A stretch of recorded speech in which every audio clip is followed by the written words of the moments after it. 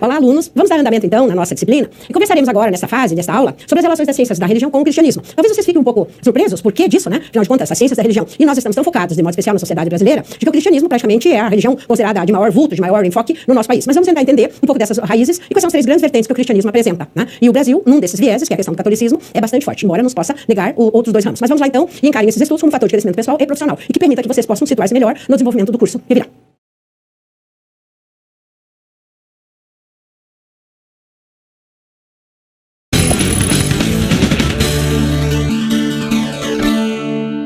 Ok, vamos então tentar discutir aqui um pouquinho com vocês, apresentar para vocês as relações entre as ciências da religião e o cristianismo. Entendendo o quê? O que efetivamente está posto. Não compete a elas estabelecer veracidade, estabelecer superioridades ou inferioridades que venham ser colocadas como tal. Cabe-lhes, e eu gostaria que vocês me acompanhassem no slide, né? Cabe-lhes então entender, né, as aproximações existentes entre o cristianismo, seus fundamentos, seus princípios, seus valores e as relações entre essa questão da religião e da espiritualidade da fé. Lembrando que há uma perspectiva histórica quando tratamos dessa questão, né? E entender que o objetivo das ciências da religião não é descrever divindades, né? Talvez esteja em outro âmbito. Nem aspectos teológicos das relações de poder ou sociológicos da relação de poder esteja estabelecido dentro dessa questão. É sim, e é fundamental que isso fique claro, entender os fundamentos históricos e epistemológicos daquilo que aparece nos fenômenos religiosos, porque as relações internas dos fenômenos religiosos são do âmbito da teologia, né? Então, objeto e campo de atuação definidos para as ciências da religião, nos fica bem mais claro poder entender o que compete a cada área de conhecimento, sem que elas percam sua especificidade, né? Então, fica bem entendido que compreender essa parte do que aparece, né, como se expressam os fenômenos religiosos, nos seus vínculos, de alguma forma, com a organização da sociedade, é que efetivamente constitui objeto de estudo das ciências da religião. E ela vai procurar entender também as relações com a religião, com a fé, com a questão da espiritualidade. E é desse tema que nós vamos tratar na sequência dos nossos estudos. Por favor, me acompanhe no slide, né? Então, o estudo sobre as relações entre as ciências da religião e o cristianismo, de alguma forma, vai evidenciar a necessidade de que nos apoiemos em áreas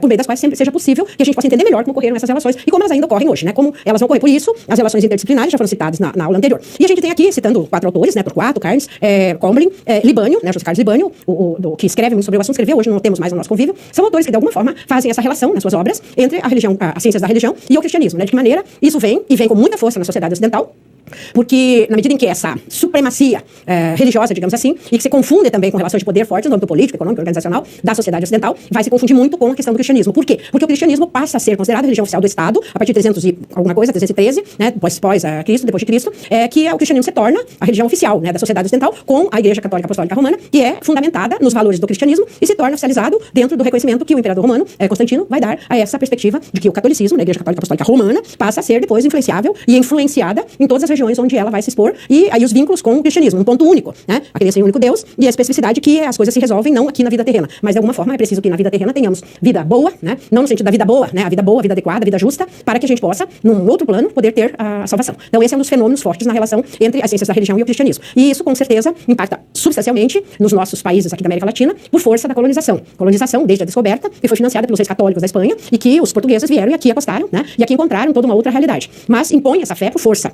da dominação, a dominação territorial, a dominação cultural e a dominação religiosa. E que de alguma forma se expressa também na dominação pedagógica. Porque as primeiras escolas que o Brasil passa a ter, né, a primeira foi a questão da doutrinação dos índios, e esse era um dos objetivos das grandes navegações, das que chegaram aqui, era efetivamente trazer a fé católica para os povos dos países periféricos. Então, aqui vamos compreender que as ciências da religião efetivamente passam a ter essa influência muito forte na organização do Estado brasileiro e de outros países que compõem a América Latina. Então, vamos caminhando aqui na sequência para poder tentar entender melhor um pouco dessa relação histórica, dessa relação religiosa e dessa relação de questões de poder que vão determinar que somos um país católico, né? Vamos lá ver então na sequência como isso vai se expressar.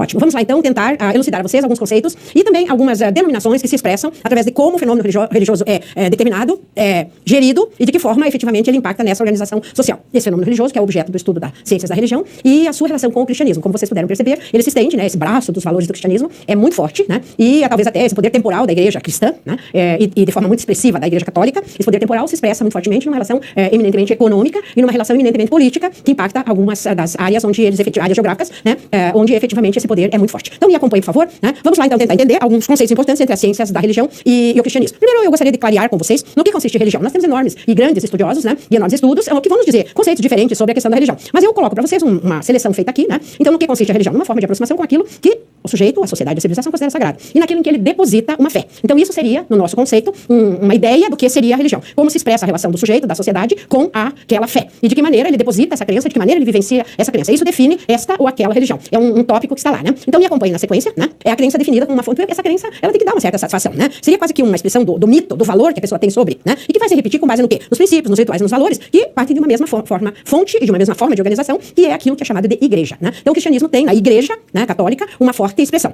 Vamos então ver o conceito de cristianismo. O Deus único, como criador do universo e fonte de todo o bem. Qual é o livro sagrado do cristianismo? A Bíblia. E o que nós temos na Bíblia? Temos lá os ensinamentos de Jesus, né? Temos o Antigo Testamento, o Novo Testamento, que de alguma forma é considerado uma palavra, né? É definido dessa maneira. Então, o cristianismo tem na Bíblia Sagrada, como outras religiões orientais têm os seus livros sagrados, nós temos a Bíblia Sagrada, que descreve a história de Jesus, os fatos dos seus apóstolos, como se deram isso, o Antigo Testamento revela isso, as relações daqueles povos mais antigos com o seu Deus, único e verdadeiro, né? Fonte de toda a fé e de toda a verdade.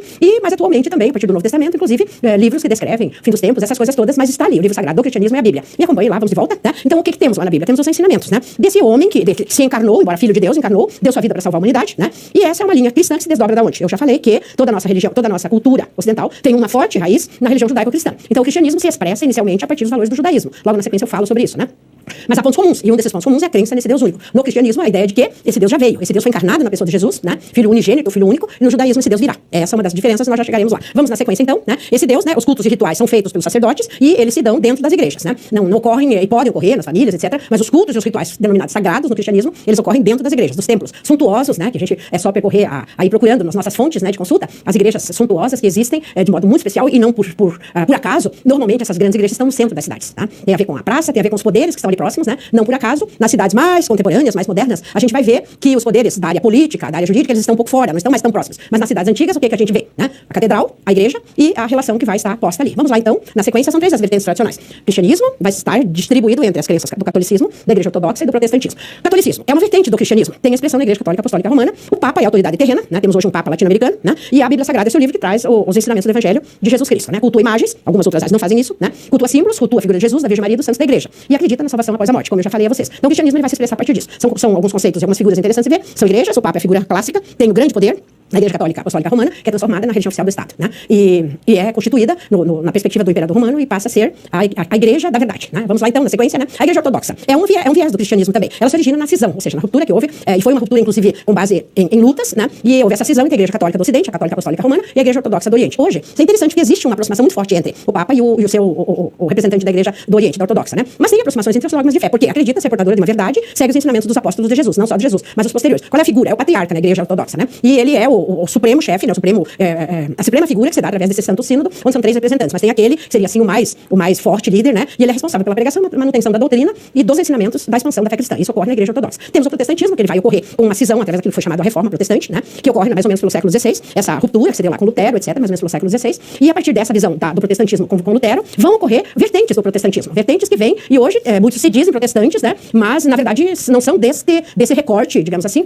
religioso da perspectiva do início, mas é com raiz do cristianismo. Então é a terceira vertente que se expressa de alguma forma. Me sigam lá, por favor, né? Se deu a partir do quê? Luteranismo na Alemanha, na Suécia, o calvinismo são decorrências na Escócia e na Suíça, o anglicanismo com a ruptura com a Igreja Católica, que se deu também mais ou menos pelo século XVII, por aí, né, início dele, e tem raízes no cristianismo. E essas vertentes, luterana, o calvinismo, o anglicanismo, tem algumas expansões no Brasil, de modo especial, aqui na região sul, né? Eles são mais fortes aqui na região sul. Eu disse a vocês que a religião judaico-cristã é uma das fontes do cristianismo. Então, diríamos assim que o judaísmo é a grande matriz dessa religião judaico-cristã e é também uma religião monoteísta, né? Ou seja, um Deus único. E, como eu já disse, para os cristãos, Jesus já veio com vistas a salvar a humanidade e a perspectiva que nós temos que avançar praticando o bem, praticando o amor, praticando a paz, para que nós possamos ter a vida eterna, né? Para o judaísmo, não. Ele ainda tem suas convicções e valores de fé nos ensinamentos do seu livro sagrado, que é a Torá, né? Os cultos são feitos por rabinos, nas sinagogas, e tem também grandes celebrações em família. Os ritos de passagem, etc., são feitos em família. E eles têm um grande símbolo, não cultuam figuras, né, de Nossa Senhora, Jesus, etc., mas cultuam, eles têm toda a família judaica, ele vai ter a menorá como um símbolo, né, um candelabro de 7 braços, e vai representar a luz divina, né? E essa luz divina, então, vai iluminar, e toda a família tem no seu ambiente familiar, no seu ambiente físico, ele vai ter esse candelabro, que é usado também nos momentos de celebrações dos rituais, etc. Então a gente viu aqui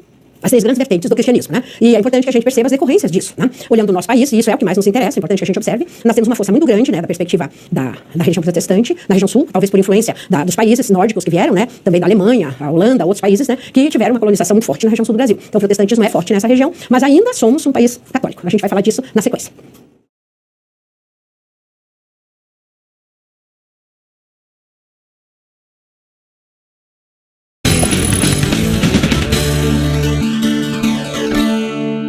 Perfeito. vejam então, na sequência das relações das ciências da religião com o cristianismo, a gente vai olhar um pouquinho agora, tentar assim, sintetizar para vocês as origens históricas dessa relação, quer dizer, como surge o cristianismo. Vejam que eu estou falando do cristianismo como todo, não estou fazendo recorte apenas na Igreja Católica, né? Então vamos lá para a gente ver de onde surge isso, qual é a figura histórica que aparece aqui nessa relação, né? Que é Jesus, né? Jesus Cristo, nascido por uma promessa ao povo judeu que viria o Salvador, né? E ele nasce na Judéia, mais ou menos por volta do ano 4 a.C., né? Prega o quê? Ele vem e prega única e exclusivamente amor e paz entre os homens, né? A celebração para que, e entendendo que essa região, né, da Judéia era dominada pelo Império Romano, né? E havia muita violência, havia muita disputa por poder, né? E o que faz Jesus Cristo? Ele vem com a ideia de semear a palavra de Deus, né? E foi perseguido, foi crucificado, foi morto. Mas ele teve seguidores. Quem eram esses seguidores? Eram seus apóstolos. Foram então denominados líderes da sua igreja. Esses líderes então vão passar a quê? Vão passar a disseminar a palavra de Cristo após sua crucificação. E o que acaba acontecendo nessa situação? Acaba acontecendo que se formam multidões de seguidores, vão ouvir a sua palavra, vão acompanhá-lo quando crucificado, né? Temos filmes que nos mostram essa realidade, temos a própria Bíblia que descreve essa vida e morte e sofrimento de Jesus, e temos os seus discípulos que disseminam a palavra, entre eles o grande discípulo Paulo, né? Que vai à região. Só um aspecto interessante que eu gostaria de contar a vocês, né? Eu sou uma viajante inveterada e eu tive a oportunidade de estar na região onde Paulo pregou as palavras de Cristo, né?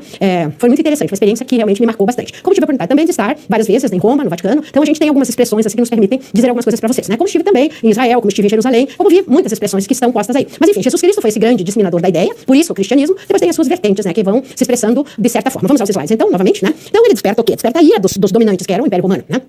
Foi crucificado, mas ele ressuscita. Vejam nos livros Atos dos Apóstolos da Bíblia, né? Capítulo 2, versículo 40, vocês vão ver lá que ele é ressuscitado pela intercessão do Espírito Santo, que é uma das figuras da Trindade, que é expressa, né?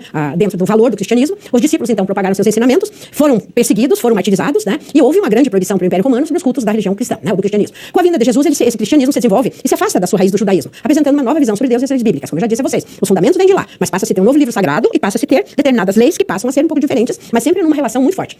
O cristianismo é parte da tradição religiosa ocidental, e seus ideais se espalham e hoje estão presentes em todo o planeta, digamos assim. Ásia, Europa Ocidental, Norte da África, onde toda a população, de alguma forma, vai ouvir a mensagem de Jesus Cristo, que é essa mensagem única de pregar paz, amor e harmonia entre os homens. Porque a realidade onde ele vive é uma realidade extremamente tumultuada. É mais ou menos, a gente pode situar o que vivemos hoje, em termos de conflito, em termos de relações de poder, em termos de dominação, talvez não é a mesma visão que tínhamos na época, mas se entendemos o Império Romano como uma forma de globalização, porque estendeu seus valores, disseminar esses valores, e foi por força das armas, da conquista de territórios, nós temos hoje formas de globalização um pouco diferentes, mas que também estendem-se, né, com seus tentáculos, fazendo essa dominação. Então essa realidade é muito forte no período que Jesus veio, e a sua grande mensagem foi de paz e harmonia entre os homens, né? Vamos adiante então, na sequência. Mais ou menos pelo ano 313 da era cristã, né, após a morte de Jesus, o imperador Constantino I concede liberdade de culto através do que foi chamado Edito de Milão, e mais ou menos por volta do ano 380, ele se transforma em religião oficial do Império Romano, através do Edito de Tessalônica, onde se define que, a partir dali, né, o imperador também, Constantino, se converte à religião cristã, né, e faz essa determinação de que passe a ser a religião oficial do Estado Romano. E por outro lado, vamos pensar um pouquinho em nós aqui, como é que isso chegou? O cristianismo chega às Américas por força das grandes navegações, não só aqui na América do Sul, mas na América Central, também com a dominação, a tentativa no México também, né, toda a América Latina sofre fortemente a influência das grandes navegações. E quais eram as razões dessas grandes navegações? As razões eram tentar trazer e difundir a fé cristã. Tanto é que você pode ver que junto aos conquistadores ou aos desbravadores vieram sempre sacerdotes da Igreja Católica, né, da raiz do cristianismo. E um dos objetivos era não só buscar novas formas de produtos ou de riquezas, né, mas era também disseminar a fé. E com isso a gente tem, historicamente, estudos que nos revelam quantas culturas indígenas foram disseminadas, foram destruídas totalmente pela conquista desses valores diferenciados que vieram, por força das armas, por força da dominação. Muitas lutas, muitos líderes que sofreram punições horríveis, né, e a gente sabe efetivamente o que vem acontecer com relação a isso. Então eu proponho que vocês, para aprimorarem um pouco mais essa relação, avancem um pouquinho nos livros de história, verifiquem um pouquinho como se deu essa relação, e os estudiosos das ciências da religião podem fazer isso e fazem isso muito bem, descrevendo esses estudos pós-modernos, de que maneira, sociologicamente, essas culturas foram disseminadas, foram subjugadas pela opressão daqueles que aqui vieram, se apossaram e são ainda hoje os dominantes no território latino-americano.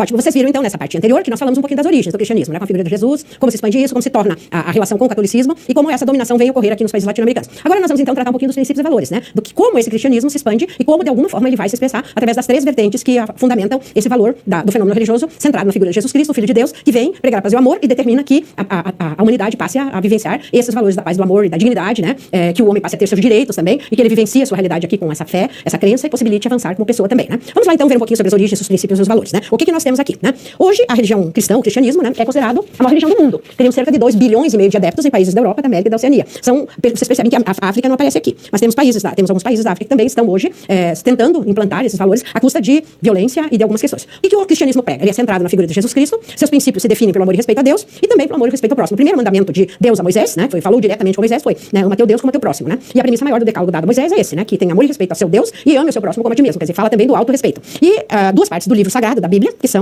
o Antigo e o Novo Testamento. O que o Antigo Testamento fala? Relata a história da criação do mundo, as leis e as tradições judaicas, a vida dos profetas e o prenúncio da vida do Messias, né? E o Novo Testamento?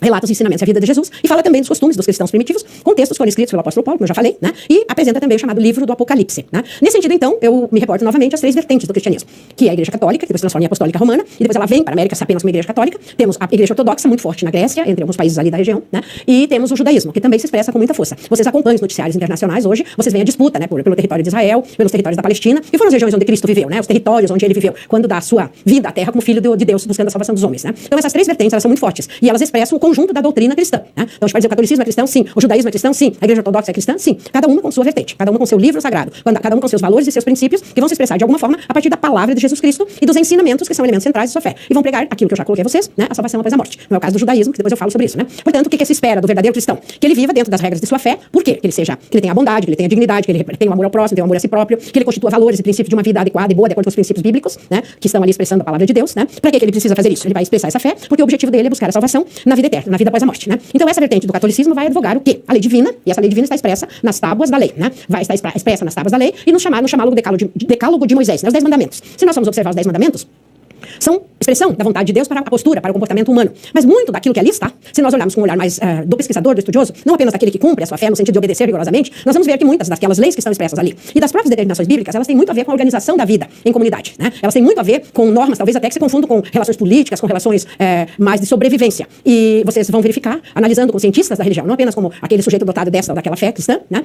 Vocês vão verificar que esse cristianismo, através desse decálogo de Moisés, que é muito forte, muito daquilo que está expresso no decálogo também se expressa em alguns princípios legais da organização do Estado. No Brasil e em alguns outros países que expressam com muita força isso, né? Que pregam a visão do cristianismo. Então, muitas das determinações desse decálogo se confundem também com princípios legais da organização do Estado. Isso nos dá uma certa legitimidade do que ocorre, né? Embora, como eu já disse, o Brasil é um país leigo constitucionalmente, mas não de fato, né? Então, essa relação ela vai se expressar dessa forma, né? Seguindo a palavra de Deus, seguindo os compromissos estabelecidos, né? E fechando aqui então o bloco, vejam lá, né? Por quê? Porque Deus ditou a Moisés o decálogo, né? E é princípio também que grande parte dos cristãos, não a ortodoxa, vai sustentar a trindade divina, que é constituída por quê? Por Deus Pai, por Jesus o Filho e pelo Espírito Santo, que oficialmente é representado por uma luz em formato de uma pomba, né? Que estaria sobre os homens iluminando, e muitas visões até, que são apresentadas pela Igreja cristã, né, pela Igreja Católica, desculpem, ela se dá muito fortemente pela inspiração do Espírito Santo, que inclusive trouxe a enunciação de que teríamos uma vida com paz, uma vida com luz, e que acredita-se também na ressurreição de Jesus Cristo. É isso que efetivamente nos fala dos princípios e dos valores. Lembrando que os cultos são feitos na Igreja, são os padres católicos que os celebram, e a figura máxima do poder temporal da Igreja é o Papa.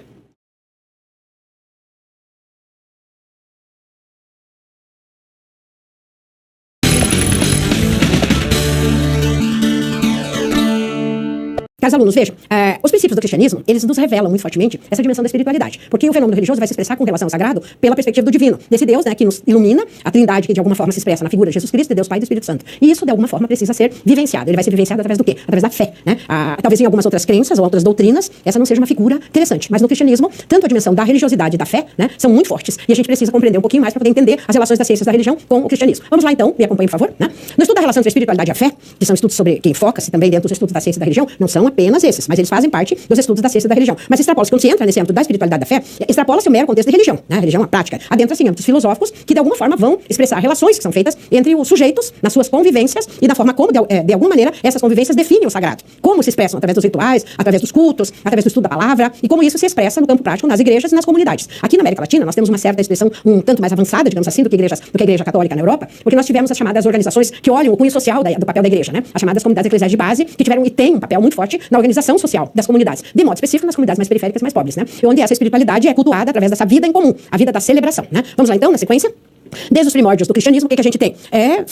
Pensadores, estudiosos, né, que de alguma forma relacionaram as suas práticas, essas relações com o sagrado, através das ideias do cristianismo. Desde o início, o cristianismo vai se apresentar como o quê? Saviam filha dos estudiosos, que vai nos explicar o que seria essa religião cristã, católica, né? Seria aquilo que ele chama de um caminho de salvação, né? Isso está nas palavras da Bíblia, né? O que revela como uma religião, a origem da palavra religião religar o homem com as suas origens, né? E temos também a citação de Teixeira, que ele vai dizer o que é esse caminho da salvação. Seria como um esforço constante do ser humano para ajustar seus projetos aos desígnios divinos. Quer dizer, sempre essa vontade exógena que vem de fora, que vem de um Deus, né, uno, trino e perfeito, que de alguma forma conduz os destinos da humanidade. Então essa é um dos valores, um dos rituais, um dos princípios fundamentais do cristianismo, né? A gente vai ter isto através de onde nós recebemos essa inspiração, de como nós construímos esse caminho da salvação. E é importante você lembrar que nessa confissão de fé nós vamos ter sempre a perspectiva de que a salvação vai se dar numa vida eterna. Na outra, não nesta. Esta é um caminho onde nós temos certos sofrimentos, certas penas, e precisamos vivenciá-las para que a gente efetivamente possa ser aperfeiçoado, né? Ou aperfeiçoado como um ser humano na sua integralidade, expressando a sua fé, expressando suas vivências e cultuando os rituais, né? Vamos na sequência então, sempre aos desígnios divinos. A tradição cristã e o saber teológico se fundamentam no quê? Na questão de Deus. sem incorrer em esvaziamentos dos princípios do sagrado, incorrendo em meras existencialidades que se distanciam da busca de sentido, da fundamentação da própria condição humana. Porque nós somos humanos não só que temos uma espiritualidade e uma fé, nós somos humanos que também temos uma existencialidade. Nós somos humanos que estamos situados em um contexto, né? E nos próprios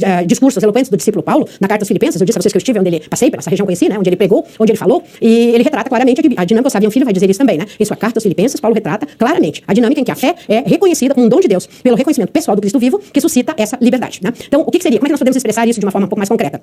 Eu vou expressar a palavra que a Bíblia me traz, eu vou expressar como eu a compreendo através do reconhecimento que essa é uma palavra de Deus. E eu, como discípulo, como crente, como dotado de uma fé que me é dada pela condição humana, e essa condição humana, racional, etc., me é dada pelo dom divino da vida, né, da concepção, é que eu vou ter, então, a condição de aprimorar minha condição existencial. Eu sou humano pelo simples fato da concepção. E eu vou aprimorar minha condição existencial, que me é dada pelo nascimento, pela concepção, eu vou aprimorá-la através do quê? Dos meus atos e da forma como eu vou expressar essas verdades que me são dadas pela palavra de Deus. Né? Exogenamente são inspiradas, como que isso, de alguma forma, vai conceber a minha existência. E essa minha existência é sempre destinada à vida terrena, mas objetivando a vida da salvação eterna. Né? Vamos lá, então, na sequência, né? O que mais que nós temos aqui? Então, através das palavras do discípulo, nós vamos entender que é necessário que a gente faça uma distinção e que a gente clarifique os conceitos entre religião, já expliquei, confessionalidade, crenças, fé e espiritualidade. Já disse, religião é condição humana. Ela se define também pelas relações de poder e dominação. Temos alguns autores, entre eu mesmo escrevo em algumas obras que apresento, né? Eu digo que a religião é condição humana. Ela se define pela temporalidade das relações de poder. E ela se expressa também pela forma de dominação. Não é só religião cristã. Qualquer uma religião ou doutrina religiosa, que é foco de estudo das ciências da religião, ela vai se expressar através das suas relações de poder. A confessionalidade, por outro lado, né? Como é que ela se expressa? Ela se expressa porque eu tenho uma adesão. Eu vou me envolver com uma determinada missão religiosa. Vou me envolver com uma determinada doutrina ou confissão. E vou, de alguma forma, vivenciar esses valores com as diferentes crenças que, de alguma forma, expressam e permeiam o universo humano. Então, a confessionalidade, eu tenho adesão a essa ou aquela condição de fé e vou vivenciá-la da melhor forma, através do quê? De reconhecer, respeitar e vivenciar os valores e as crenças diferentes que estão lá. A fé, por seu lado. Como é que ela se define? Ela se define por uma expressão mística do sagrado, né?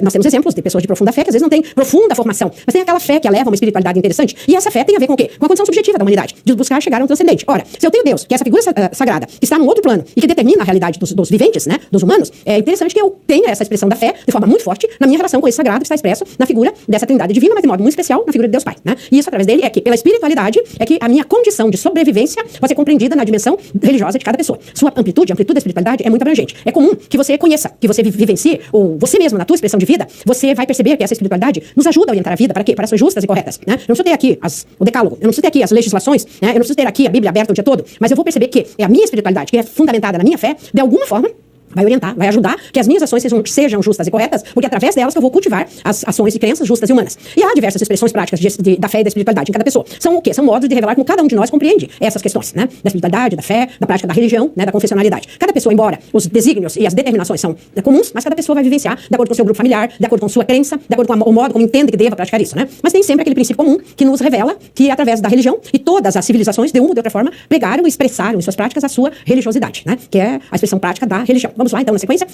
Os aspectos educativos dessa relação entre a família e a escola, eles vão se constituir entre instâncias, né? A família e a escola são instâncias que de alguma forma podem ajudar nas perspectivas da espiritualidade. E pode ser desenvolvida essa espiritualidade de uma forma sadia e adequada, seja na família, seja na escola. Não como uma doutrinação, né? Porque a doutrinação, às vezes, ela vem como uma visão de imposição, né? Mas a perspectiva dessa espiritualidade, dessa fé, que são temas complexos, não só para viver, mas também para a expressão prática, né?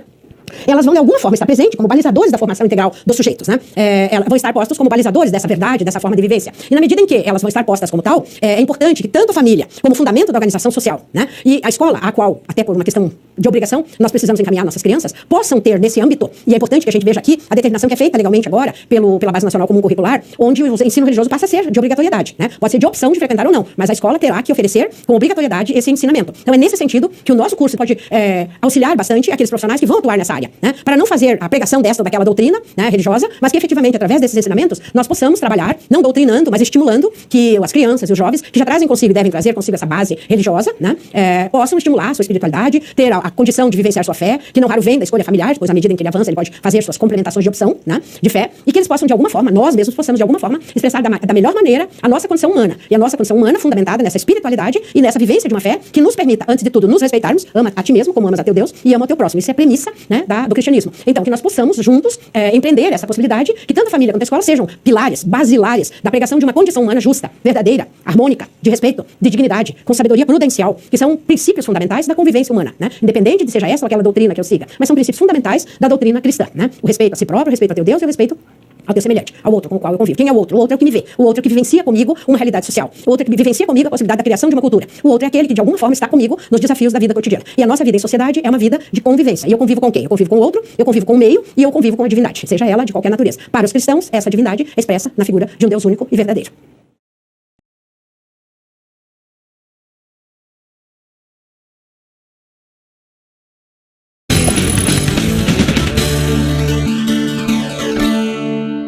Ótimo. Vejam vocês, então, nessa aula a gente foi um pouquinho mais densamente, né, na questão dos princípios e valores do cristianismo, nas suas relações, e o que compete às ciências da religião nesse âmbito é compreender o fenômeno religioso sob o prisma dessa verdade, né, que é expressa pela doutrina cristã nas suas diversas vertentes, catolicismo, a questão da ortodoxia grega e a questão do judaísmo. Então, cada uma delas tem embasado seus princípios, seus valores, seu livro sagrado, seus rituais, seus líderes, né, que são aqueles que conduzem os processos, e de alguma forma, então, todas têm um ponto comum. Ficou claro isso, né? Elas têm o princípio de que há um Deus único. São religiões monoteístas. E por serem religiões monoteístas, essa figura de Deus ela é expressa de acordo com a palavra que é posta nos livros sagrados, né? Seja na Bíblia, seja na Torá, seja no livro dos judeus, que de alguma forma é cultuado nas sinagogas, na palavra e tal. Mas é interessante que a gente observe que seja qual seja das relações que se põem com relação às doutrinas, sempre há uma não neutralidade. Por quê? Porque se ciência é não neutra, e ela não é, todo conhecimento, de alguma forma, também não tem neutralidade. Então é importante que a gente pense, né, sem preconceito, sem uma sobreposição de valores, que as próprias religiões, a religião, na sua expressão, campo prático, ela é também uma forma de determinação daquela fé, daquele tipo de relação que esta ou aquela sociedade vivencia. Né? Então é interessante que a gente observe. O que eu sugiro para vocês? Né? Porque vejam que nós teorizamos. Então eu sugiro que vocês conheçam os autores, que de alguma forma foram citados, que vocês avancem nessas relações de discussão sobre os temas, que vocês pesquisem, que vocês vão aos fundamentos de cada uma dessas perspectivas, dos vieses de expressão do cristianismo, para que isso auxilie no futuro desenvolvimento do curso e da própria vivência pessoal. Né? E eu sugiro o quê? Eu sugiro que vocês, me sigam, por favor, né? Que vocês verifiquem, né, que as ciências da religião estariam situadas no âmbito de compreender, através da razão, como se situa essa questão da fé, né? A atitude humana, da busca da verdade. E é também uma relação com a transcendência, através do quê? Da espiritualidade e da fé, né? Então é importante que a gente estude, como eu já coloquei, as premissas de cada uma dessas vertentes do cristianismo, né? E que a gente pesquise como essas diferentes vertentes do cristianismo estão presentes na sua realidade vivencial. Ou seja, no contexto onde vocês vivem, de que modo as pessoas, né, de diferentes expressões doutrinais do cristianismo, de que modo elas procuram conciliar essa relação que existe entre a fé e a espiritualidade. E quando vocês fizerem isso, vocês vão perceber que vocês vão conhecer pessoas de profunda espiritualidade. Não é uma questão etária, não é uma questão étnica, não é uma questão histórica, é uma questão humana, né? Pessoas de profunda espiritualidade, que a vivenciam na sua prática e que talvez não tenham essa formação tão forte acadêmica, mas tem uma expressão da paz, da tranquilidade, da forma como encaram os fatos, sempre tem uma palavra de bem, sempre tem uma palavra de pacificação, sempre tem uma palavra de busca de conciliação. Essas pessoas, de alguma forma, marcam as nossas vidas. E nós temos expressões muito fortes de líderes, né, em todos os âmbitos, né, que de uma ou de outra forma expressaram essa crença, esse valor da espiritualidade e da fé. Na nossa sequência de estudos, nós vamos aprofundar um pouco mais isso. Mas ampliem essa observação. Procurem conversar com essas pessoas, né? No sentido até de ilustrar as práticas vivenciais de vocês, meus caros alunos, para que vocês compreendam um pouco melhor como eu posso, na vida prática, expressar minha espiritualidade, minha fé, independente da doutrina de confissão que eu escolha, ou que aquele sujeito com o qual eu convivo também tem essa escolha. Procurem fazer isso. Vocês vão ver como vocês vão encontrar uma realidade bem diferente do que essa realidade dessa celeridade que nós estamos vivendo hoje, nesse mundo tecnologicamente situado, nesse mundo onde a impressão que se dá é que a técnica se sobrepõe ao humano, né? E entendemos que nós somos capazes de construir técnica, de desenvolver tecnologia e de fazer ciência, né? Mas somos capazes também de fazer o desenvolvimento da fé e da espiritualidade o objetivo maior da nossa vida terrena.